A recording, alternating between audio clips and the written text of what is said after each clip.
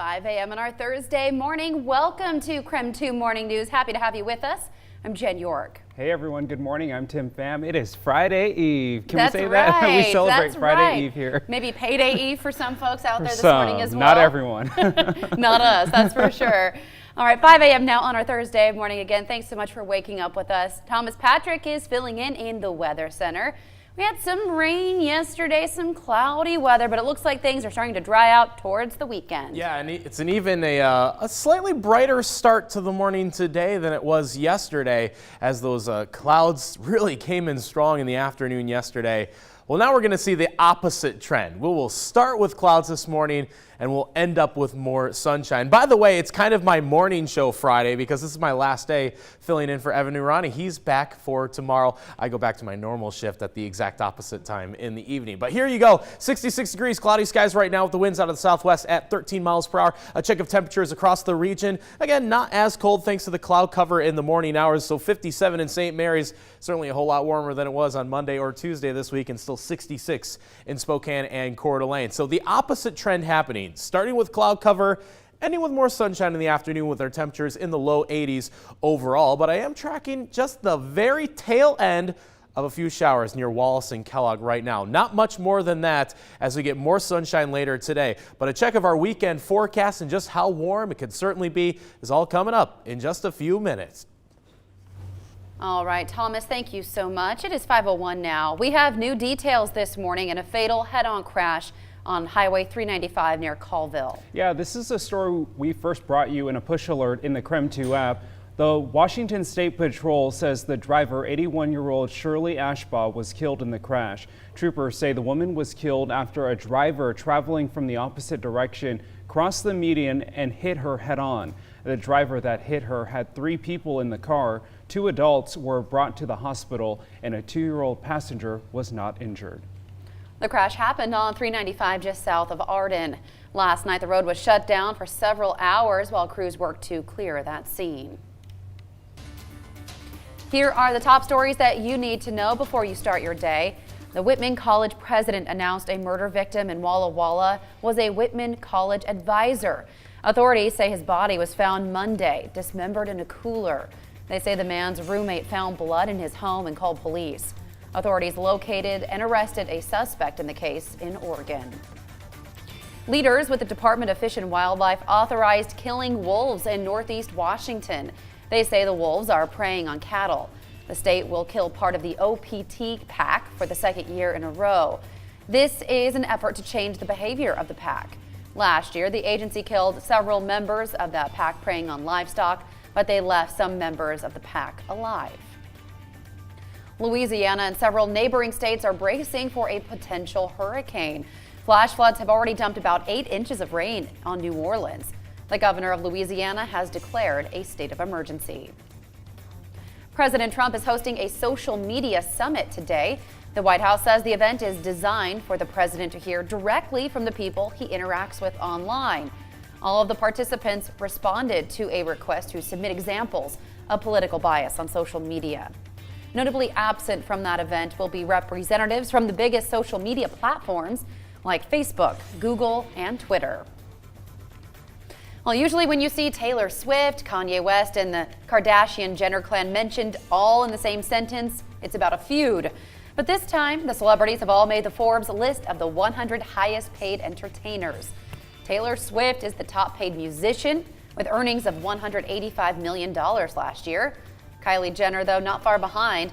The reality TV personality and business owner is the top paid personality at $170 million. Soccer player Lionel Messi is the top paid athlete at $127 million. It is 5:04 now. Well, in less than 1 month, voters in Spokane will cast their ballots for city council and mayor. As the August primary approaches, you have no doubt seen the campaign yard signs and billboards all across town. Oh, sure have. And those signs are only a fraction of what candidates have spent. By the start of June, more than $150,000 has been spent on just 2 races, mayor and city council president. KREM 2's Casey Decker looks beyond the numbers in this year's election. The numbers tell the story. Nadine Woodward and Ben Stuckert are far outspending the other candidates for city office in Spokane. That's obvious when you look at this graph. I've categorized spending into staff, events, signs, production like videos, photos, and websites, campaign literature, fees, supplies, and data management. What's clear, Stuckert and Woodward are spending a lot of money on staff. Woodward is also spending a ton on fundraising events, and Sean Poole stands out on signs, spending more on those than any other candidate. Let's take a closer look. Woodward has spent just over $15K on staff and on events, and just over $5K on signs, production, and campaign lit. A couple thousand each on fees and supplies. Stuckert stands out in two areas. He's spending nearly $30,000 on staffing and consultants. He's also spending a lot on data management, a common campaign tool used to keep track of potential voters, for instance. He's the only mayoral candidate to spend in this area. Production's big for Stuckert too, most of that in the digital arena. Nearly half of Sean Poole's money is going to signs. He's actually spending more in that category than any other mayoral candidate, despite having just a fraction of the funding. Jonathan Bingle hasn't been spending much, a few hundred across the board. He's got about $1,000 for literature and signs each, but his number one expense is actually still his filing fee. Kelly Cruz hadn't reported any spending by the start of June. Okay, let's take a quick glance now at the race for council president. Far less money here, but still a substantial amount. You can see Breanne Beggs is spending by far the most, a lot on staff, events, and quite a bit on data management too. Cindy Wendell has the next most spent, mostly on staff and lit. Phil Tyler has spent about the same, but his money is going almost exclusively to campaign events. Mike Fagan had barely spent it all by June, the bulk of his money going to his filing fee. Also remember, in addition to there being much more spending since these reports were published, the amount that's spent is only a portion of the amount that's been raised. For KREM 2 News, I'm Casey Decker. Casey, thank you. Over to Idaho. More than half of Idaho's job service offices are set to close. The State Department of Labor says the cuts come from a nearly 50% drop in federal funding in the last decade. 14 of the 25 offices will close by September. This includes the office in Moscow, Bonners Ferry, Kellogg, and St. Mary's. I think the idea of closing centralized offices is a horrible idea, especially in rural communities, because this is the place where people come to for access to the internet, for job applications, to have help with resumes and things like that. So that is the Economic Development Director of Benoit County. He says many people there rely on the job service office because they don't have access to the internet. Moscow was the first to close its office last week.